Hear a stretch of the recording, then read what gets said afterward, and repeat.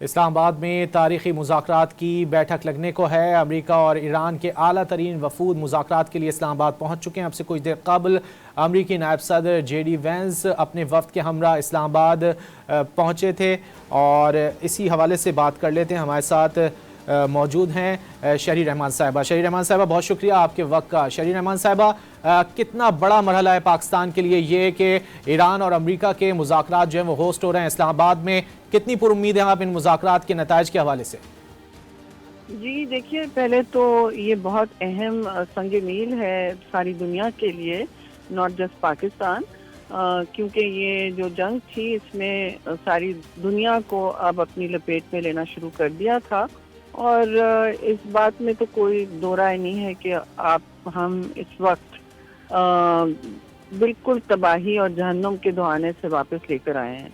تو جب پاکستان آپ کو گیٹس آف ہیل سے واپس لاتا ہے تو ظاہر ستائش کا مستحق بھی ہوتا ہے، اور پذیرائی بھی عالمی سطح پر ہو رہی ہے، اور اعتماد سازی کا جو عمل چل رہا ہے اس وقت پاکستان کی کیپیسٹیز میں، چاہے وہ عسکری طور پر مارکہ حق میں بنائی گئی ہوں یا آج کے اس بہت بڑے ڈپلومیٹک سنگ میل میں، تو یہ تو ہو رہا ہے جی۔ اور اس کا میں سمجھتی ہوں پاکستان کو آگے بھی انویسٹ کرنا چاہیے۔ فریقین دونوں آپ پر اعتماد کر کے یہاں آئے ہیں، ان کی ایگزیکٹ اپوزٹ پوزیشنز ہیں۔ آپ نے بیچ جنگ سے ان کو نکال کے سیز فائر کروائی ہے انت تک محنت کر کے، تو اس کا پورا امتیاز تو آپ کو، صحرا تو آپ کو مل گیا، لیکن اس امن کو دیرپا بنانے یا کسی ٹھوس معاہدے پر پہنچنے میں بہت وقت اور اعتماد سازی کا عمل چاہیے ہوگا، بڑی بردباری کی ضرورت ہوگی، اور یہ ذمہ داری دونوں فریقین پہ بھی آتی ہے، کیونکہ اصل فریق جنگ میں وہ ہیں اور بہت اپنے اسپوائلرز کو قابو کرنے میں بھی۔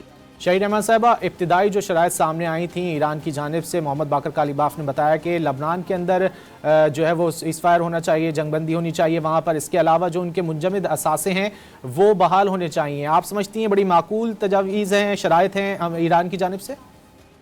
دیکھیے، میں سمجھتی ہوں ہمیں اس وقت تبصرے اوائڈ کرنے چاہیے۔ سب کی تجاویز جو ہیں وہ میز پہ ہونے چاہیے، دونوں فریقین کی۔ آپ کو ایک معقول لگے گی، کسی اور کو دوسری معقول لگے گی۔ اس وقت جو تجاویز دونوں کو ایکسیپٹیبل ہوں گی اور قابل قبول ہوں گی وہ اہمیت رکھتی ہیں، اور کور پوائنٹس پر اگری کرنا بہت ایک ضروری بات ہے۔ میں سمجھتی ہوں کہ پاکستان نے کوشش کر کے کچھ نہ کچھ تو ڈسکشنز کی ہوں گی، نہ صرف کہ سیز فائر ہو، لیکن آگے کا کیا عملی اس کو ڈھانچہ پہنانا ہے اگر یہ ہولڈ کرے، کیونکہ اسپوائلر تو آپ کے سامنے ٹیل ابیب بیٹھا ہوا ہے، اس کو صرف جنگ میں ہی انہوں نے ایک اپنا لمبا انویسٹمنٹ کیا ہوا ہے، اور ان کے لیڈر خود نیتن یاہو جو ہیں بذات خود ذاتی طور پر جنگ بندی کے بالکل خلاف ہیں، کیونکہ ان کی سیاسی جو زندگی ہے وہ تو جنگ سے منسلک ہے۔ امن اگر ہوگا تو شاید وہ جیل میں ہوں، اور صورتحال ایسی ہے کہ ان کے مقاصد سب کے سامنے آیا ہیں، اور وہ کسی امن کی حصول کے حامی نہیں ہو سکتے۔ تو میں سوچتی ہوں کہ ایران نے ایک بات تو کی کہ انہوں نے یہ کہہ دیا پبلکلی کہ ہم بالکل ایسی چیز ہٹ دھرمی کی اور سیز فائر کی خلاف ورزی کی ہے واضح، تو ہم پھر اس کو ٹاکس پر نہیں راضی ہوتے، لیکن پاکستان کی وجہ سے کیونکہ ہم نے وعدہ کیا ہے، ہمیں ان پر اعتماد ہے، اور ہم نے یہاں کمٹمنٹ دی ہوئی ہے، تو ہم پھر بھی آئیں گے۔ یہ بہت بڑی بات ہے جی، دونوں سائڈز کو بہت ریزرویشنز ہیں، وہ تو سب کے سامنے ہیں، اور وہ پبلک میں بار بار دکھائی ایئر بھی کی جا رہی ہیں، نشر بھی کی جا رہی ہیں۔ ان کو ایک طرف رکھتے ہوئے دونوں فریق آپ کے ملک میں آئے ہیں، اور ایک ہوٹل میں بیٹھ کے رہیں گے بھی اور بات چیت بھی کریں گے۔ یہ اسلام آباد کی ذمہ داریوں کا بہت بڑے ذمہ داریاں اور اسلام آباد کی ساکھ کو بہت بڑے دائرے، گلوبل دائرے میں لا چکا ہے، تو اب تو Islamabad centre for peace and diplomacy بن سکتا ہے. یہاں ان کو بنانا بھی چاہیے ایک بڑا ایوان ان چیزوں کے لیے کہ کانفرنسز ہوں اور اسٹیک ہولڈرز آئیں اور آمد و رفت ہو. اس سے ٹریڈ بھی پاکستان کی بڑھے گی اور پاکستان کی عالمی پوزیشن میں بھی بہت اس کو تقویت ملے گی. جی شہید رحمان صاحب، جیسا کہ آپ کہہ رہے ہیں کہ پاکستان کی عالمی پوزیشن کو بھی بڑی تقویت ملے گی. ہم نے دیکھا کہ دونوں ممالک بھروسہ کر کے پاکستان آئے ہیں، امریکہ اور ایران. آپ کیا سمجھتی ہیں پاکستان اس صورتحال کا زیادہ سے زیادہ فائدہ کس طرح اٹھا سکتا ہے؟ امید یہی کرتے ہیں کہ مذاکرات کامیاب ہوں گے، اور اس کے بعد پاکستان کے لیے کیا اپرچونٹیز ہوں گی؟ دیکھیے، پاکستان تو اپنا اور خطے کا فائدہ سوچ کر ہی آگے بڑھا ہے کہ سارے کے سارے اس میں کولیٹرل ڈیمیج ہو جاتے ہیں. ظاہر پاکستان بھی بالکل ہمسایہ ہے اور ہمارا پھر ایران کا پھر ہمارے ڈیفنس پیکٹس بھی ہیں. ہمارا کنگڈم آف سعودی عربیہ کے ساتھ ہے، وہ خادم حرمین شریفین ہیں، ہمارے لیے بڑی اہمیت کا متحمل ہیں.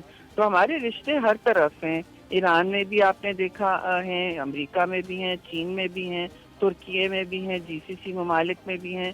سب نے جنہوں نے ایجپٹ میں جنہوں نے ایک گانا بنایا ہے آپ کے لیے، آپ نے شاید دیکھا ہوگا، تشکر کا پورا ایک اینتھم بنایا ہے، ایران نے بنا چکا ہے آلریڈی. تو ان سارے ممالک میں آپ کی دیرینہ تعلقات ہیں، ان کو بروئے کار لایا گیا ہے اور ان کو ایکچولی استعمال کیا گیا. تو پاکستان کی ڈپلومیٹک مسل اس وقت میکسیمم فلیکس پہ ہے جسے کہتے ہیں نا، اور کی گئی ہے لیوریج. تو ابھی تو پہلے اقدامات ہوں گے، یہ رات بڑی لمبی ہوگی. انشاءاللہ بہتری کی دعا کریں اور ہمارے جتنے بھی لیڈرشپ ہے جنہوں نے اس میں اپنا بھرپور کردار ادا کیا، ان کو بھی مبارکباد ہمیں دینی چاہیے، کیونکہ چاہے وہ اسحاق ڈار ہوں یا پرائم منسٹر شہباز شریف ہوں یا فیلڈ مارشل عاصم منیر ہوں یا پریزیڈنٹ زرداری ہوں، انہوں نے بھی پارٹی کو ہدایت دی کہ آپ لوگ فل سپورٹ کریں گے.